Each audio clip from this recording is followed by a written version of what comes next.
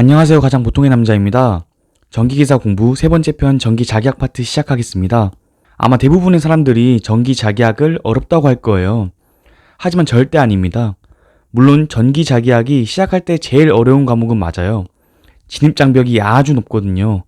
나오는 기호와 용어, 수식들이 어려운 건 사실입니다. 하지만 전기 자기학이 고득점을 받기 제일 쉬운 과목이라는 것을 이 영상을 본 후 공부하시면 깨달을 거예요. 왜냐하면 전기 자기학은 기출 변형이 거의 안 되거든요. 나온 문제가 그대로 많이 나온다는 겁니다.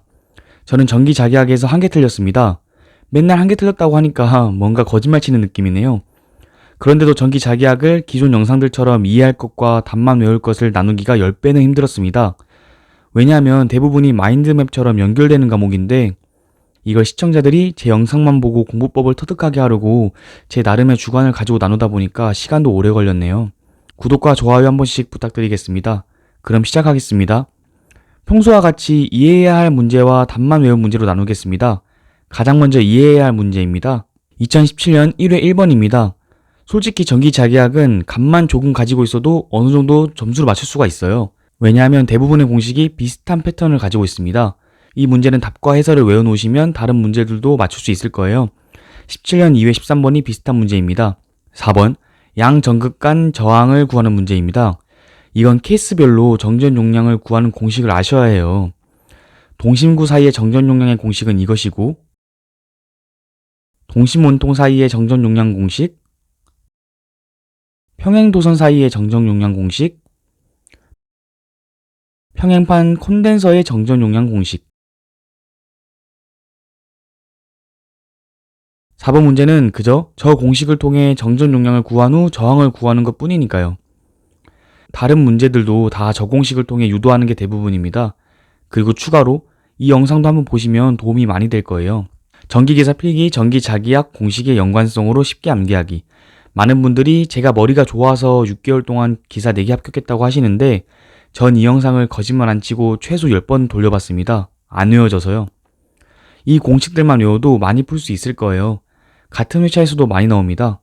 17년 1회 19번, 17년 2회 3번, 17년 2회 18번이 이 공식을 외우면 맞출 수 있는 문제들입니다. 5번입니다. 이것도 유도하는 방법이 있어요. 그런데 굳이 유도하지 않아도 됩니다. 이것도 그냥 공식으로 외워주세요. 대신에 아까 정전 용량을 구했던 것처럼 케이스별 공식만 외우시면 됩니다. 구 외부의 전개 및 전위의 공식은 이것이고 구 내부의 전개 및 전위 중 전개가 표면에만 존재할 때와 전하가 내부에도 균일하게 분포할 경우는 이거입니다. 여기서 전개가 표면에만 존재할 때만 외우세요. 내부에도 균일한 경우 공식은 버리셔도 됩니다. 동심구에 대한 전개 및 전위 중 도체 사이의 전개, 도체 밖의 전개, 내구의 전위, 이건 다 외우셔야 합니다.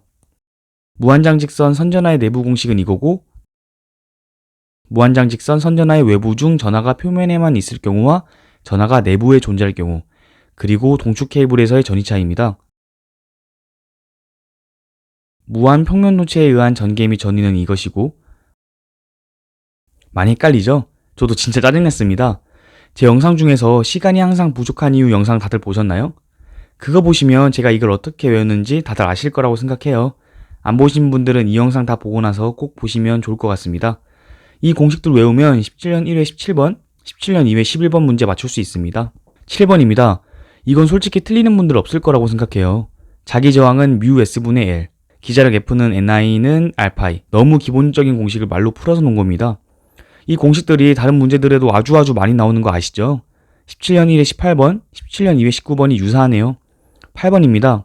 답만 외우라고 하고 싶은데 이건 전기 자기학 푸실 때 여러모로 중요하고 유용하게 쓸 내용들이라 이해하고 넘어가 주시면 좋겠습니다. 10번입니다. 이건 이 밑에 해설 있잖아요. 전부 다 외우셔야 합니다. 비슷한 유형의 문제가 자주 나옵니다. 저는 저거 유도하는 것도 공부했는데 쓸모 없었어요. 딱 저것만 외우시면 충분합니다. 13번입니다. 이건 공식 외워주시면 좋아요. 보기에서 주어지는 값이 변형되어서도 나오니까 참고해주세요. 17년 2회 15번처럼 그냥 공식만 묻는 문제들도 자주 나옵니다. 15번입니다. 모든 효과들 다 알고 계시면 좋습니다. 압존 효과, 펠티의 효과 등등 있잖아요. 많이 나오진 않지만 이렇게 쉬운 문제도 틀리면 뼈가 아프니까 외우진 않더라도 한 번쯤은 훑어줍시다. 16번입니다. 이거 틀리시는 분들 없을 거라고 봐요. 그리고 가끔씩 정전 용량 구하라는 문제들도 나오니까 참고해주세요. 20번입니다. 의외로 이건 외우기보단 이해하는 게 좋습니다. 공급 관련 문제들이 자주 나오거든요. 개인적으로 공급 관련하여서 관련도 문제 해설 영상에서 한번 보시는 거 추천합니다. 한번 보시면 대부분의 공급 관련 문제는 다 맞출 수 있거든요. 17년 2회 4번입니다. 자개의 세기인데 이것도 케이스별로 외워주셔야 합니다. 17년도에는 자개 관련 계산 문제가 안 나왔지만 자주 출제됩니다. 무한장 직선에서의 자개의 세기 공식, 원 외부와 내부의 자개의 세기, 유한장 직선 자개의 세기 공식. 이건 솔직히 안 외우셔도 됩니다.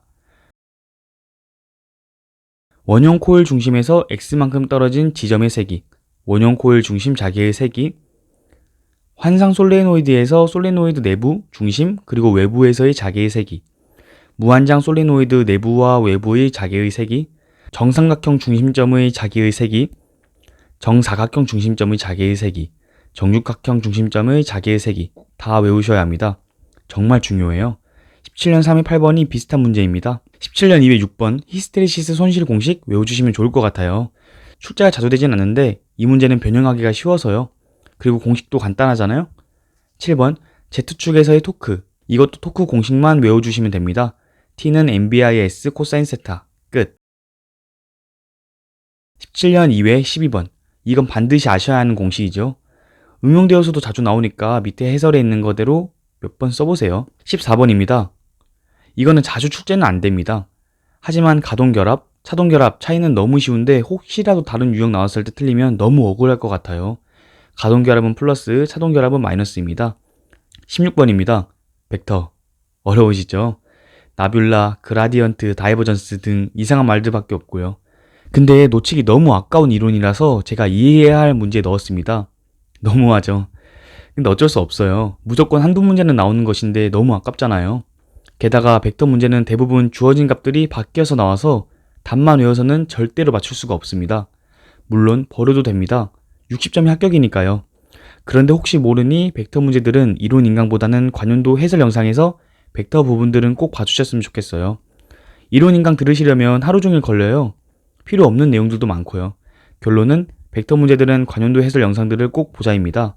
17년 3회 1번, 17년 3회 3번, 17년 3회 18번, 17년 3회 19번 문제가 비슷합니다. 17번입니다. 이건 틀리면 그냥 떨어진다고 보시면 돼요.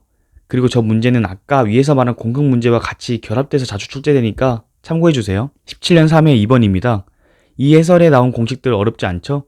그런데 정말 자주 출제됩니다. 이 공식 나오는 문제들은 다 맞추셔야 해요. 4번입니다. 어려워 보이죠? 공식도 엄청 어려워 보이고요. 그런데 이 공식이 그래도 생각보다 자주 나와요. 외워주세요. 그리고 문제에서 주어진 값만 대입해 주시면 됩니다. 그냥 몇 번 써보시면 금방 외울 거예요. 6번입니다. 이거 틀리시면 전기기사 딸 생각 하지 않으셔야 합니다. 10번입니다.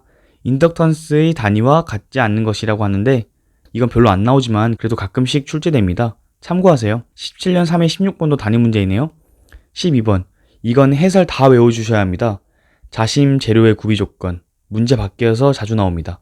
13번도 이 공식 외우시면 정말로 자주 쓰이고요.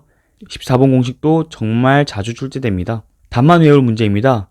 17년 1회 2번, 3번. 6번은 보기에 여러 가지 문자교들이 있고 숫자 있어서 뭔가 다른 문제에서는 바뀔 것 같죠? 그냥 아크 탄젠트 루트 3분의 4라고만 답만 외우세요. 9번, 11번, 12번.